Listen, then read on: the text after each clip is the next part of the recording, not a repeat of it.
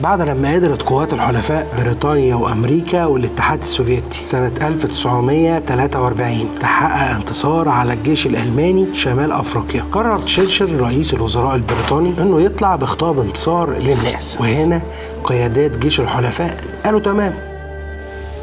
To introduce Mr. Churchill. He's one of the great men of the age. He's a great Englishman. Somehow or other seems familiar to me.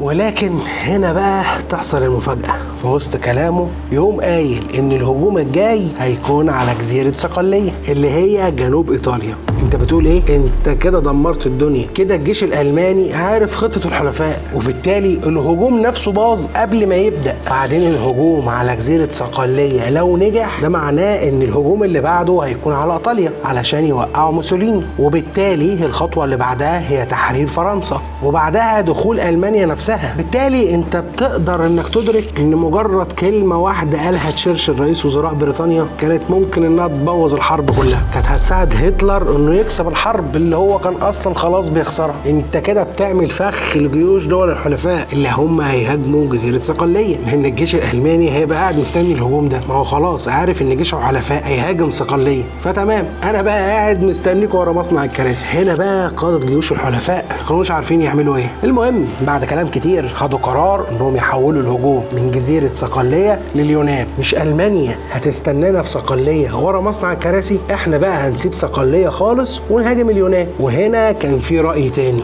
وهو ان هتلر اصلا ممكن انه يشك في تصريح تشرشل، يعني ممكن يتخيل ان تشرشل ما غلطش وانه قاصد انه يخدعه بالمعلومة دي ويوديه على صقلية علشان يغزو اليونان فعلا. ما هو مفيش حد طبيعي يغلط ويضحي بمعلومة مهمة زي دي. وهنا بقى كان في سؤال بيطرح نفسه، هنهاجم صقلية ولا اليونان؟ رجعوا لقادة جيوش دول الحلفاء وقالوا احنا بنفكر اننا نغير الخطة ونهاجم اليونان. قادة الجيوش رد عليهم وقالوا مستحيل، هنهاجم صقلية يعني هنهاجم صقلية. ففي قائد من قيادات الجيش البريطاني قال لهم احنا مش عندنا جهاز مخابرات هو بقى يحل الموضوع ده. طلعوا فعلا على المخابرات البريطانية. المخابرات البريطانية قالت لهم بسيط، الحل الوحيد علشان نهاجم صقلية هو اننا نأكد لهتلر ان احساسه صح وتشرشل بيضحك عليه، ومعلومة الهجوم على صقلية مجرد خدعة علشان يهاجم اليونان. ولكن هيعملوا كده ازاي؟ وهنا بقى يقترح ضابط بريطاني من المخابرات فكرة لسه بتدرس في مدارس المخابرات لحد النهارده، وهي انهم يوصلوا المعلومة عن طريق جاسوس تقبض عليه المخابرات الألمانية فعلا، لكنه جاسوس ميت علشان ما يخضعش لأي تحقيق. وهنا مفيش ولا واحد من القيادات اللي كانوا قاعدين في الغرفة نطق، كلهم كانوا بيستوعبوا الكلام اللي الضابط بيقوله. في حد هيقول طب ما احنا ممكن نبعت الكلام ده عن طريق جاسوس من جواسيسنا، او نضحي شوية ونوقع جاسوس من جواسيسنا في ايديهم وخلال استجوابه يعترف بمعلومة مزيفة، وهي ان بريطانيا فعلا هتهاجم اليونان مش صقلية زي ما تشرشل قال. لكن الاقتراح ده كان صعب، وده لان المخابرات البريطانية نفسها كانت عارفة ومتأكدة ان المخابرات الألمانية تمتلك القدرة انها تطلع المعلومة الحقيقية من اي جاسوس مهما بلغت قدرته على المناورة او الكذب. عشان كده الفكرتين كانوا صعبين جدا. فكرة انك تبعت جاسوس حقيقي بمعلومات مزيفة صعبة، او تبعت معلومات مع جاسوس ميت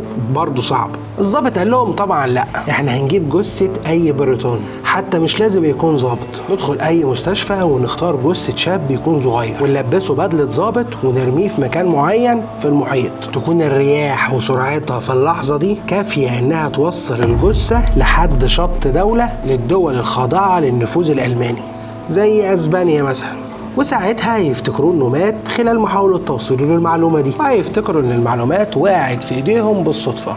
بس خليك عارف ان في شروط لزراعة اي جاسوس، ان يكون ليه اصل وفصل في المكان اللي هيمارس فيه نشاطه التجسسي، عشان لما دوائر امن الدولة المعادية تسأل مين ده يبقى معروف هو مين وجاي منين وبيعمل ايه. وبالتالي الجاسوس الميت ده هتنطبق عليه نفس الشروط، لازم برضو يبقى له تاريخ، مين ده وبيشتغل ايه، كان جاي منين ورايح فين، كل تفاصيل حياته لازم تبقى حقيقية، او حتى لو هتخترعها يبقى لازم تخترعها بشكل المخابرات الألمانية تصدقه، والا الموضوع كله هيبوظ وهتلر هيكتشف ان المخابرات البريطانية بتضحك عليهم. فكان الحل الوحيد انهم يدوروا على شاب ملامحه بريطانية، والمهم انه يكون لسه ميت طازة يعني. وجابوا فعلا الشاب ده وتم وضعه في الثلاجة لحين الانتهاء من إعداد الوثائق الخاصة بيه. مش أنا قلت لك إن كل جاسوس لازم يكون ليه أصل وفصل؟ أول حاجة عملوها اختاروا له اسم، وهو ويليام مارتن. عاوزين بقى نصوره بلبس ضابط بريطاني، حاولوا انهم يثبتوه باي حاجه كده على كرسي وياخدوا صوره بسرعه، لقطه كده على السريع، بس محدش عارف. خدوا اكتر من 200 صوره، وبرغم خبراء التجميل واللي عملوه برضه الصور كان باين عليها انها بتاعت واحد ميت. فكان الحل الوحيد انهم يدوروا على واحد شبهه. المهم لقوا جندي في البحريه يشبه الجاسوس الميت ويليام مارتن، وكان شبهه بنسبه 80%. قعدوا الراجل مع خبراء المكياج، الدنيا تمام، وخدوا الصوره، ظبطوا الوثيقه زي ما هتتعرض قدامك كده. تمام كده. ركز بقى معايا وشوف كمية التفاصيل اللي جاية. الجاسوس الميت ده المفروض ان هو كان عايش، يعني عنده حياته الخاصة. اول حاجة عملوها طبعوا له جواب من البنك، بما معناه انه عليه فلوس ولازم يسددهم في اقرب وقت. وهنا كانوا بيبرزوا تفصيلة ان الجندي ده كان مبذر، وطبعا الضابط ده شاب اعزب، يعني لازم يكون عنده بنت في حياته يحبها وتحبه.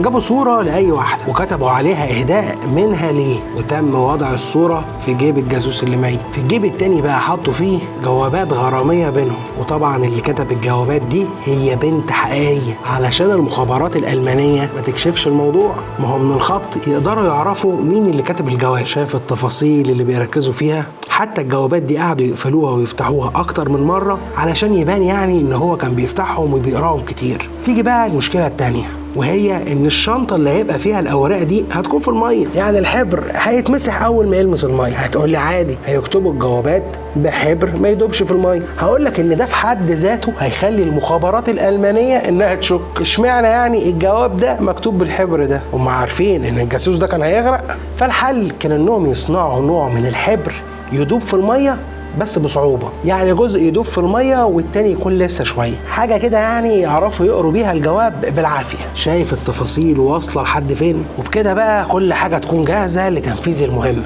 هوية الجاسوس الميت، الأوراق اللي مكتوب فيها خداع تشرشر، أبحرة الغواصة البريطانية حاملة الجاسوس الميت ويليام مارتن. ولما الغواصة وصلت لهدفها سابوا ويليام مارتن للأمواج وطافت الجثة للمكان المحدد ليها، وبدأت مهمة الضابط المزيف ومعاه متعلقاته الخاصة، بطاقته العسكرية وجزء من تذكرة سينما وخطاب غرامي من فتاة مجهولة كتبته فتاة حقيقية علشان يتم خداع خبير الخطوط الألماني. والصيادين الأسبان شافوا الجثة فعلا وأدركوا إنها جثة ضابط بريطاني، فبلغوا السلطات الأسبانية اللي بلغت بدورها قائد القوات النازية على الفور لتبدأ أدق وأخطر مراحل في خطة الجاسوس الميت. وتم نقل الجثة للمستشفى علشان يتم تشريحها وتحديد سبب الوفاة. وهنا الكلام ده لو حصل كل حاجة هتبوظ وكل التعب ده هيروح أونطة. كان لازم على المخابرات البريطانية تجند الضابط الأسباني اللي هيكون موجود أثناء تشريح الجثة علشان محدش يكشف الموضوع. وخليك فاكر إن أسبانيا في وقتها كانت بتلعب دور المحايد،